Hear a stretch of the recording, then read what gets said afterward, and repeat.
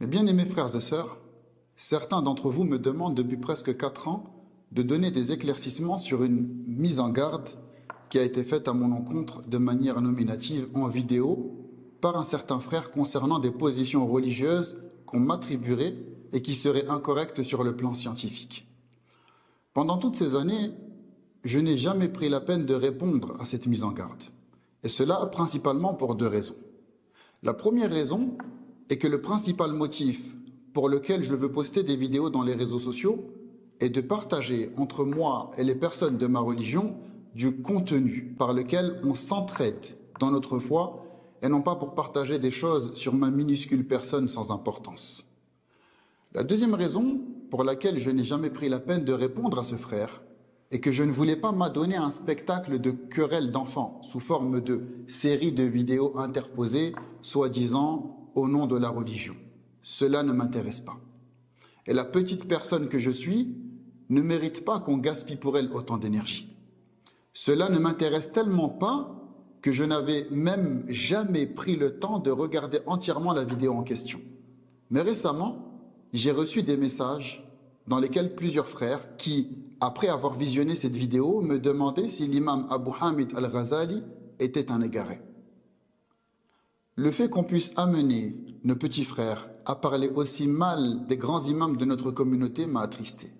J'ai alors écouté la vidéo pour savoir ce qu'elle disait, et sans grande surprise, comme de nombreuses vidéos du même genre, celle-là contenait des inexactitudes, des erreurs de compréhension et de la mauvaise pensée envers les imams de notre communauté. Alors bien que je n'en eusse pas spécialement envie, j'ai décidé de répondre à cette vidéo et en profiter pour donner des éclaircissements sur les questions religieuses qu'on m'a plusieurs fois posées en rapport à cette vidéo.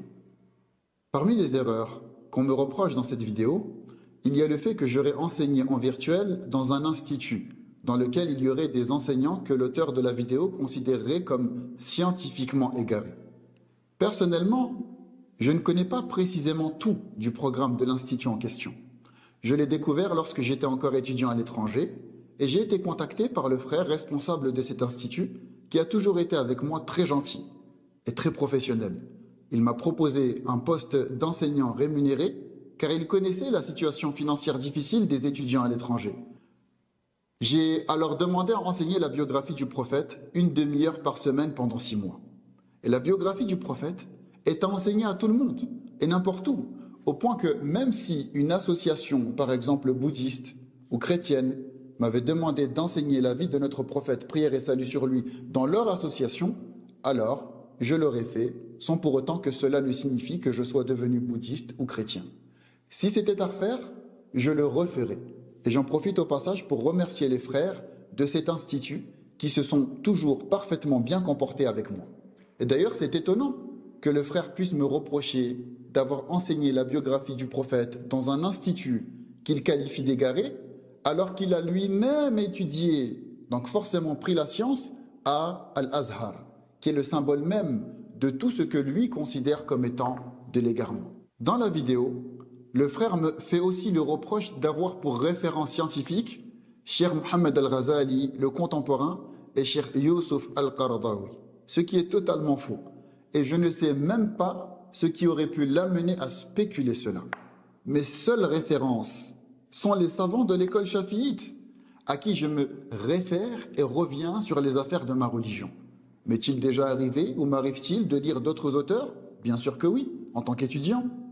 Et il m'est même déjà arrivé de lire Youssouf al-Qaradawi sur le conseil de plusieurs professeurs à l'université de Médine dans le cadre de recherches sur une question relative à la zakat, étant donné qu'il a écrit l'un des livres, si ce n'est pas le livre le plus poussé scientifiquement sur le sujet jusqu'à nos jours.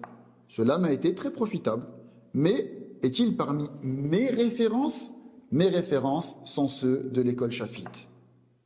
Le frère me reproche aussi dans la vidéo le fait qu'il m'arrivait, pendant mes vacances scolaires en Arabie Saoudite, de partir à la région de Al-Ahsa pour y étudier, au lieu de rester auprès des enseignants de la ville de Médine. Je réponds rapidement à cela par le fait que pendant la période scolaire, je profitais aussi des enseignants de la ville de Médine, selon mes besoins et priorités. Je me suis assis à une série de cours de Cheikh Abdullah al-Hudaythi, sur le livre Kitab al-Tawhid, dont j'avais déjà lu plusieurs commentaires en France avant même mon inscription à Médine. Je m'asseyais également au cours de Cheikh Ibrahim al-Ruhayli, dans lesquels il commentait l'épître At-Tahawiyya en s'appuyant sur le commentaire d'Ibn Abil Iz. Et je me suis assis dans le cours d'autres chouyours. Mais ayant déjà mémorisé les 3 fondements, les 4 règles, les 6 fondements, et lu plusieurs commentaires de Kashf al-Shubuhat et de Kitab al-Tawhid, en plus de ce qu'on faisait sur le sujet à l'université, j'ai ressenti le besoin de plus étudier la jurisprudence pour mieux accomplir mes adorations de tous les jours. J'ai choisi de le faire selon l'école chafiite que je voulais étudier depuis longtemps. Alors j'ai commencé à prendre des cours avec Cheikh Ahmed al-Makrami, qui enseignait à la mosquée du prophète, prière et salut sur lui, et de qui j'ai pu prendre une chaîne de transmission dans la jurisprudence. Mais comme il nous enseignait qu'une seule fois par semaine, et que je savais que je n'étais en Arabie Saoudite que pour quelques petites années, j'ai donc cherché des cours de jurisprudence selon l'école chafiite plus intensifs. Et je n'ai trouvé que à Al-Ahsa, région dans laquelle sont enseignées les 4 écoles et dont les enseignants ont tous plusieurs chaînes de transmission remontant aux imams des 4 écoles. J'y suis donc allé pour étudier traditionnellement la jurisprudence, les fondements de la jurisprudence et les règles de la jurisprudence. Ensuite, après avoir profité et pris une chaîne de transmission dans ces matières-là, je suis retourné à Médine. Aujourd'hui encore, me voilà en Jordanie pour continuer à étudier selon l'école chafiite. Et au fur et à mesure de toutes ces modestes études, on a vu d'autres choses qui nous ont amenés à mettre plus de nuances dans plusieurs de nos positions. Et c'est ce que génère habituellement les informations que l'on cumule, donc il n'y a rien d'étonnant à cela. Il y a parmi les reproches qu'il a cités dans certaines de ses vidéos, le fait que j'avais écrit sur mon Facebook une publication sur le manga L'attaque des titans. Bon, sur ce point, je ne vais pas m'étaler tout simplement parce que ça n'a aucun rapport avec la production scientifique. C'est ma vie personnelle à moi, donc ça n'avait pas à être l'objet de soi-disant mise en garde. Surtout qu'à l'époque de cette publication, mon Facebook était un simple compte dans lequel je partageais avec mes camarades des publications amusoires plus qu'autre chose. Sans compter le fait qu'on me reprochait d'être un jour allé à la mosquée avec cette veste de l'attaque des titans parce que j'étais pressé, il faisait froid et je n'ai pas trouvé sur le coup d'autres vestes à me mettre. Mais bon, ça encore une fois, c'est ma vie personnelle à moi et ça n'a rien à voir avec ma production scientifique, donc ça n'a rien à faire là, si ce n'est en apparence que de la méchanceté, qu'Allah nous pardonne. Pour en revenir à la parole de l'imam Abu Hamid al-Ghazali, je vais rapidement recontextualiser l'histoire. Le 9 février 2019, je lisais un livre sur la purification de l'âme écrit par l'imam Abu Hamid al-Ghazali, qu'Allah lui fasse miséricorde, contenant des conseils sur comment s'améliorer. Car je sentais en moi une baisse de foi, donc j'essayais de ne pas me laisser aller, et je faisais les cosses pour remonter la pente. Et en lisant le livre, je suis tombé sur un passage parlant du repentir, qui m'a particulièrement touché. Donc je l'ai traduit et je l'ai partagé pour qu'on profite d'autres personnes. L'imam dans ce passage conseillait de se repentir pour les actions obligatoires qu'on a délaissées, afin d'augmenter la probabilité que nos bonnes actions surérogatoires soient acceptées. En effet, il n'est pas logique de prier par exemple toutes les prières surérogatoires du Tarawih et de délaisser à côté les 5 prières obligatoires quotidiennes. Comme il n'est pas logique de jeûner tous les jeûnes surérogatoires du lundi et du jeudi si à côté on ne jeûne pas le jeûne obligatoire du mois de Ramadan. Et pour illustrer cet illogisme, l'imam Abu Hamid al-Ghazali, comme à son habitude, est venu avec une image. Il donne pour ce cas-là l'image d'une personne qui voudrait donner des cadeaux à quelqu'un envers qui il a une dette. Forcément, cette personne se doit avant tout, obligatoirement, de rembourser sa dette si elle veut que ses cadeaux en plus soient véritablement des cadeaux. Le frère, que je ne connaissais pas à l'époque, si ce n'est sur Facebook, a écrit sous ma publication là un très long commentaire dont je n'ai honnêtement même pas pris le temps de lire plus d'une ligne, car il commençait par un truc du genre « Oh, mais quel égarement !» etc. Avec cette manière de parler, attendait-il de moi que j'ouvre un échange? Non, cela ne m'intéressait pas, et c'est mon droit. J'ai simplement supprimé son commentaire pour éviter une dispute inutile, et j'ai continué ma journée. Après quoi, je reçois un message me disant que ce frère avait fait une longue publication dans son compte Facebook dans laquelle il me faisait une soi-disant mise en garde. J'ai alors demandé à la personne qui m'a envoyé ce message de me donner le lien de cette publication. Il me l'a alors donné, et lorsque j'ai cliqué dessus, j'ai vu que je ne pouvais pas lire la publication car le frère m'avait bloqué. Je me suis dit, mais attends, c'est un champion du monde, lui. Il me parle incorrectement en commentaire, je ne le calcule pas pour éviter inutilement une dispute, et lui, il part me dénigrer, et en plus, il me bloque pour que je ne vois pas ou que je ne puisse pas le rétorquer, ce qui montre qu'il était fermé au dialogue. Le frère qui m'a envoyé le message avec le lien m'a alors demandé si je voulais qu'il m'envoie un screen de sa publication. Je lui ai dit que je m'en fichais, car pour moi, c'était des futilités. Après quoi, ce frère a continué comme ça, de faire des mises en garde contre moi, soi-disant que je prenais toute ma science du livre Ihya Ulumuddin de l'imam Al-Ghazali, alors que je n'avais jamais lu ne serait-ce une seule lettre de ce livre, que je ne connaissais que de réputation à l'époque. Je ne savais même pas à quoi ressemblait la couverture du livre. Livre sur lequel, ensuite, forcément, j'ai fait pas mal de recherches par curiosité et que j'envisage prochainement de vous partager dans une vidéo, Inch'Allah. Le livre que j'avais cité dans la publication était un tout autre livre, ayant pour nom Minhaj al-Abidin. Mais l'inexactitude, ainsi que le manque de rigueur scientifique, est malheureusement très habituel dans ces soi-disant mises en garde auxquelles certains donnent un peu trop de crédit.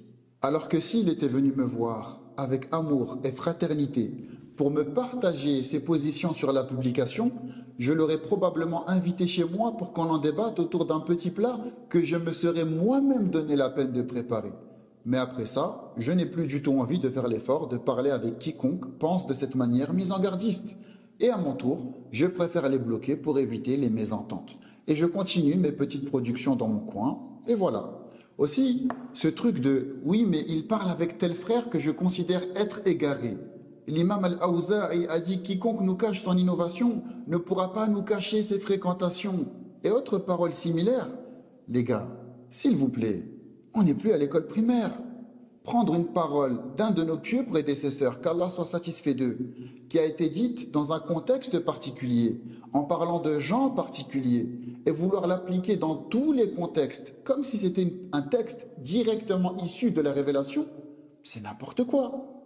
Et les hadiths, comme la personne est sur la religion de son ami, sont là avant tout pour nous inciter à fréquenter des bonnes personnes, et non pour nous dire de nous espionner les uns les autres afin de s'insulter parce qu'on aurait été pris en photo avec telle ou telle personne. Demain, par exemple, je peux boire un café avec une personne, même d'une autre religion, et discuter avec elle. Cela ne signifiera pas que je pense totalement comme elle ou qu'elle pense totalement comme moi. Cette personne restera cette personne et moi, je resterai moi. Et j'ai pour habitude de bien m'entendre avec les gens de manière générale.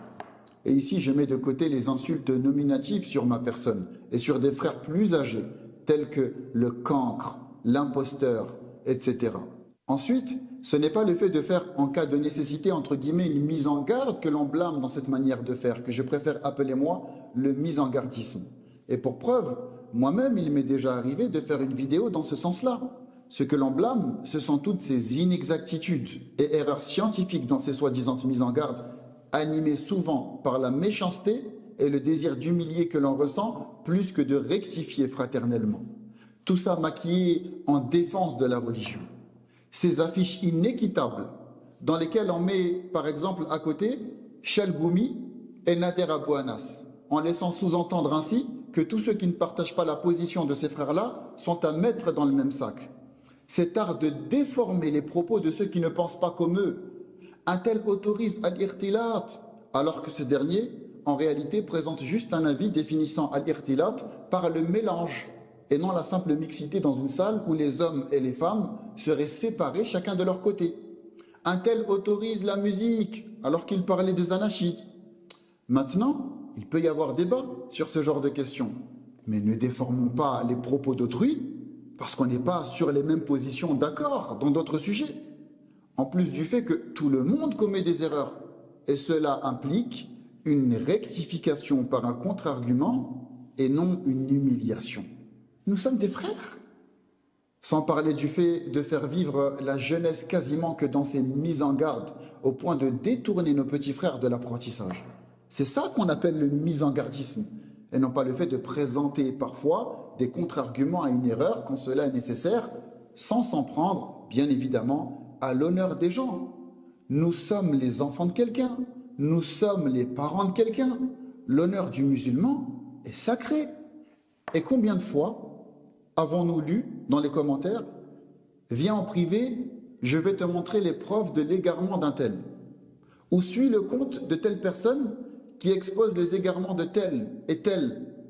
Et finalement, en réalité, c'est ce genre d'inexactitude scientifique. Cette production, voyez-vous, n'engendre que dureté entre les musulmans et haine dans les cœurs, qu'Allah nous pardonne et nous améliore.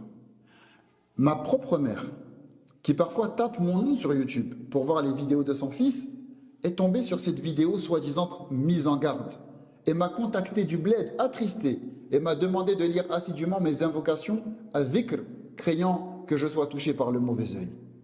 Que des gens mal intentionnés envers les musulmans soient méchants comme ça, c'est concevable. Mais entre frères, je pense que c'est triste, surtout vu le contexte d'aujourd'hui. Prioriser le dialogue fraternel pour mieux se comprendre est meilleur. Je ne nomme pas le nom du frère intentionnellement, car je n'y vois aucun intérêt, même si cela m'a beaucoup énervé sur le coup. Ce qui est normal, je suis un humain, mais les musulmans, malgré tout, en réalité, restent des frères. Juste, je lui demanderai cependant, si c'est pour parler méchamment comme ça, de ne plus parler de moi. Avant de finir, j'insiste sur le fait que je ne donne pas la permission de télécharger cette vidéo pour la mettre dans d'autres plateformes. Le but de la vidéo étant l'éclaircissement et non la polémique. La vidéo est là pour les personnes qui l'ont demandé. Je vais désactiver les commentaires pour éviter l'inimitié inutile entre frères. D'ailleurs, je ne pense pas la laisser très longtemps en ligne, le sujet étant pour moi assez futile. Ce sera ma seule et unique réponse, Inch'Allah ta'ala. Enfin, un petit conseil fraternel. Si votre cœur n'est pas tranquille vis-à-vis de ce que produit une personne, alors cherchez une personne vis-à-vis de qui votre cœur sera plus tranquille. Me concernant, je fais sans doute partie des moins profitables. Beaucoup sont plus profitables que moi, alhamdulillah. On va tous mourir et on essaye de laisser des choses qu'on espère nous être profitables dans notre tombe. Dans tous les cas, cela ne nécessite en rien des disputes entre nous. Qu'Allah vous préserve, qu'il pardonne nos péchés et nos erreurs, qu'il nous aide à nous améliorer et qu'il mette entre nous plus d'amour et de fraternité. Que la paix soit sur vous.